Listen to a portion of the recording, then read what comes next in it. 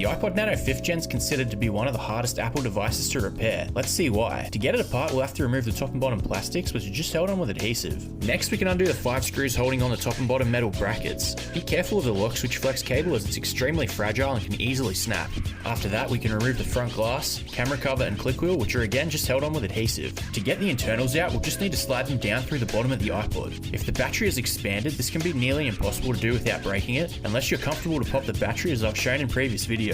You also have to be very careful that the LCD and lock switch flex cables don't get caught on anything and rip at this stage. Now we can go over to the soldering iron and desolder our old battery, and solder in our brand new one. This is probably the least tricky part of this whole process. However, you still need to be careful not to rip any of the solder pads off the logic board. I'd recommend practicing soldering before actually attempting a repair like this, if you're not super experienced. Place some Kapton tape over the LCD flex cable and the speaker flex cable so that they don't get caught on anything when sliding the internals back in. Now to just put it back together the same way it came apart. I also replaced the buttons flex cable as one of the buttons had stopped clicking. We'll have to clean the old adhesive off each part that was glued on in order to get them to sit down flush again. Before embarking on any repair like this, it's best to watch a couple different tutorials that show the full process, just to get an idea of exactly what you'll be doing. This iPod's now back up and running and ready for a second life. If you want me to replace the battery in your iPod Nano 5th Gen, you can book a mail-in repair through my website. Links in the description.